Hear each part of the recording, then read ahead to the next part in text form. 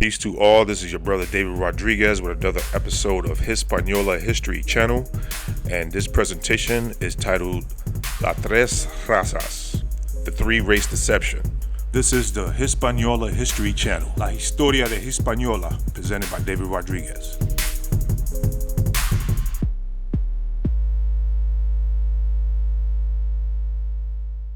The purpose of this presentation is to offset and push back on the false depictions of the so-called Tres Razas, illustrations of the mixed races of those from Spanish Caribbean backgrounds. People with ancestry from the Dominican Republic, Puerto Rico, and Cuba, for the most part, are aware of their diverse genetics, but are often misled by how these individual races are portrayed. The following information will hopefully put into better context the manner in which these three groups have been historically featured and how it relates to American history.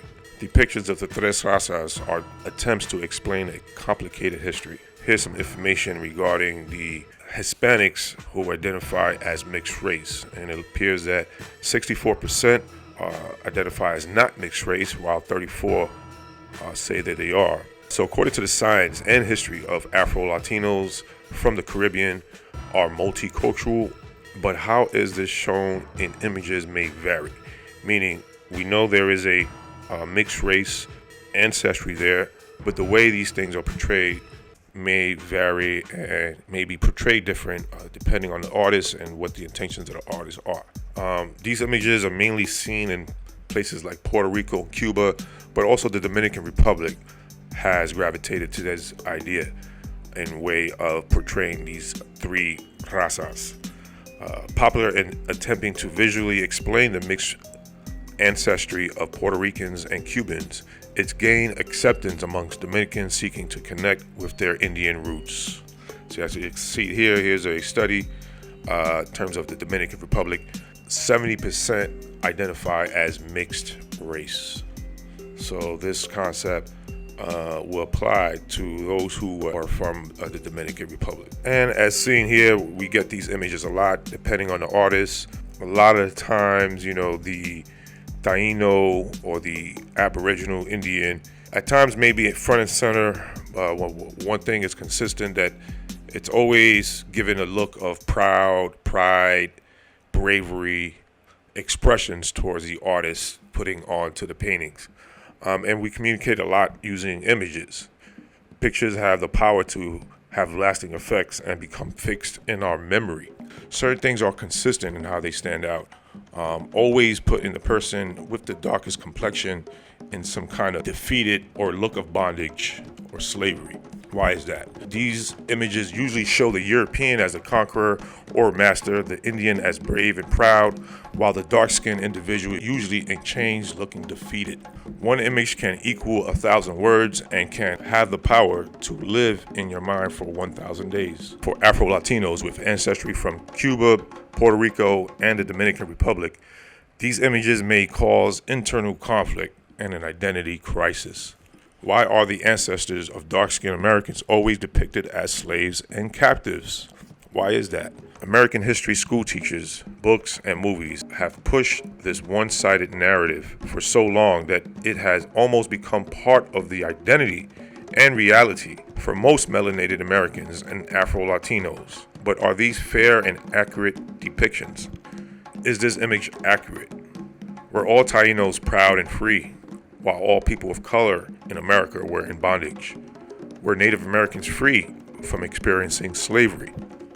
Native Americans were also enslaved and put into bondage. Why isn't that depicted in the so-called three razas, the three races depictions and illustrations? Scholars have already proven this. Many credible books have been written on Indian slavery in America. One good one is Andres Resendez, The Other Slavery. This book is a well-written book and a lot of scholarly information documenting the huge industry that was going on in the Americas regarding Indians being enslaved. Why isn't that side depicted in these so-called three races illustrations that we see? And that's not just one book, there's many. The Surviving Spanish Conquest is another good book by Karen F. Anderson Cordova. Explains the early years of enslavement of the Tainos. Another aspect that's not depicted in these three race illustrations is the fact that Asians also were enslaved in huge numbers. A book here titled Asian Slaves in Colonial Mexico, written by Tatiana Sijeras, she illustrates that Asians were also shipped into the Americas to work as servants. It says here, during the late 16th and 17th centuries, countless slaves from culturally diverse communities in the Indian subcontinent and the Southeast Asia journeyed to Mexico on ships of the Manila Galleon upon arrival in Mexico. So Mexico was receiving huge numbers of Asian slaves as well. In the Tres Razas depictions, the white man is often depicted as the conqueror of the other two figures. But has the white man ever experienced slavery and harsh labor in America? Was the white man always a conqueror? Is this an accurate image for all white men in American history? Bondage was not limited to Negroes, Indians, and Asians. So-called white people have also experienced harsh labor and slavery in America. And these things were going on in the Mediterranean and in Europe and in North Africa. And these things were going on for a long time between the Christians and the Moors. They were enslaving each other. And these concepts and these things transferred over to the Americas. But over here in the Americas is a well-documented history of white people that were enslaved. One book that covers this is Don Jordan and Michael Walsh, White Cargo, The Forgotten History of Britain's White Slaves in America. A very good book that documents with scholarly information on how white people, so-called white people, were enslaved in America. And there's also documents that are right now in the Library of Congress. White slaves, they're documenting situations where white people were enslaved. Like I said earlier, the White Slavery in Barbary States, another book written on a long history of white people being enslaved under the Moors. You have information documented in the Met Museum right now. Emancipated slave brought from Louisiana. Here you have a picture of folks who've been emancipated, and it's a picture depicting a group of folks, including white children.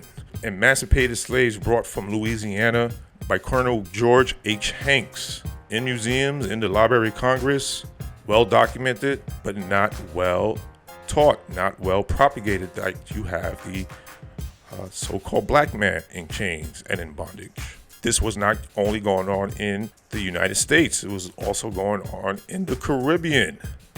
Here's a photograph of fishermen in St. John, Barbados.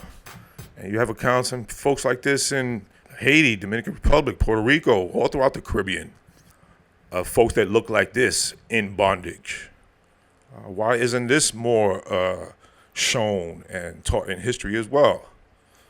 And you have people who wrote about this. Here's a statement from the New York Times, an article written by Leon Stock. It says here, the Irish slaves narrative is based on the misinterpretation of history of indentured servitude, which is how many poor Europeans migrated to North America and the Caribbean in early colonial period. The historian said, not me, the historian said that. Not just North America, the Caribbean. Yes, white folks, Irish slaves sent to the Caribbean. It says here, without a doubt, life was bad for the indentured servants. They were often treated brutally. Not all of them entered servitude willingly. Not all of them wanted to be slaves. But some were political prisoners. Some were children, as we've seen earlier in the photo provided by the Library of Congress. This was going on and well documented. So is this the exclusive image of the conquistador? When we get the three race images and is always depicted as the lightest skinned person in the conquistador garbs. Is this an exclusive image of the conquistador? Were so-called white people or Caucasians the only ones participate in the conquest of America? Were all conquistadors of white complexion? Let's see. Of course not. These things are well documented. People of color participated in the conquest of America. Many held high positions and were key figures. We know this. We covered this. but yet is not taught in schools. Black conquistadors were all over the Spanish conquest, and these things are well documented. Were Native Americans also benefiting from the slave trade and assisted the conquistadors? They're always depicted as the proud and brave Taino in these three race depictions. But what were some of their participations in this whole conquest and enslaving? This is well documented as well. Yes, some Native Americans participated in the conquest of Hispaniola and Mexico. Some would later become slave masters in North America. As we stated earlier in earlier videos, and these things are well known by all historians, that when Columbus first arrived in that northwest region of Hispaniola, that he teamed up with a cacique who was already there and allowed him to settle in that region. So that's an early collaborations between the natives and the conquistadors. Then you have a book titled Maya Conquistador by Matthew Ristall. It documents how the Maya participated with the Spanish nobles on enslaving other Indians. Why? Because the Maya already had a slave system, already had a system of slavery in the Americas. They were already slaving people and sacrificing them. So they had a system that the Spanish nobles adopted. Remember, when the nobles arrived, they enlisted the help of the caciques to go and find servants to work for the Spanish. The encomienda system. This is well documented. This is what gave some of these natives or aboriginals certain titles and privileges alongside Spanish nobles. And then later in North America, we learned that some of these Cherokee tribes and some of these tribes from the 5 civilized nations had servants and slaves under them. Black slaves, Indian masters. A book written by Barbara Crottheimer. So these things are well documented. The Europeans coming and just taking over everything and dominating the landscape, it's a false narrative. There were things going on in the Americas. There were divisions within the Europeans. There were divisions within the Native Americans. And folks of color were on all sides. So were people of color slave masters too? This is also well documented. Yes, some melanated Americans were overseers, owned slaves, and property. We learned this in the last video I put out in terms of going into my own genealogy in the island of Hispaniola, going back into the 1700s. We learned in the north coast of Hispaniola, folks were free and independent, working side by side amongst each other, sharing wealth. And on the south coast, you had people of color who were overseers. So on both sides, on the north and on the south, you have free people of color, except one side were enslaving, the other side was just free and independent. This is in the 1700s. And in North America, this book titled Black Slave Owners, Free Black Slave Masters in South Carolina from 1790 to 1860, written by Larry Kruger. This is well documented. Many slave owners or people of color. This is not taught in schools. Another book, White Slaves, African Masters. This is information that has to be put out so that we can level the playing field and stop these depictions and generalizations of our history. See here, this is a depiction of a overseer beating on a white slave, right? Some of these things were common. If you want to keep your slaves or your servants in line, you're going to get the biggest and strongest and the most knowledgeable of how to do these things. So that's why these images make sense. These folks been doing these things. This is a common practice, right? So we have to get out of our feelings and see history for what it is and how it's been distorted. Dark skin does not equate to a history of bondage, not in Europe or Asia. We get these beautiful paintings that survived over the years of melanated people in Europe and Asia looking very wealthy and royal. Why aren't these part of the 3 race depictions that we get as Afro-Latinos. And it's not just in Europe and Asia. Also in the Americas, there was also a presence of melanated royalty in the Americas. Here's one of the first paintings that we produced in the Americas. The three mulattoes of Esmeraldas depicts clearly brown-skinned folks looking very rich and royal. And these folks are having Spanish surnames, right? And to the right, you have the illustration of the book, John Ogilvy, titled America, that also documented how some of the Aboriginals, some not all, were of royalty. And there was some kind of system of royalty and even a matriarchal system here in the Americas.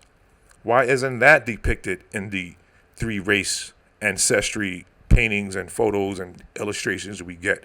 Why isn't that included? So in conclusion, depictions of the so-called Tres Razas must be updated, and artists attempting to illustrate this idea have to avoid generalizations. Afro-Latinos with ancestry from the Caribbean have a proud history and with multicultural backgrounds. A balance needs to occur in how we depict each of the three that makes up the Afro-Latino identity today. And with that, folks, thanks for watching. Good night. Peace. And I hope this provided information to broaden the understanding of what is it that makes up the three races that we call the Afro-Latinos of the Caribbean today. Peace. This is the Hispaniola History Channel, La Historia de Hispaniola, presented by David Rodriguez.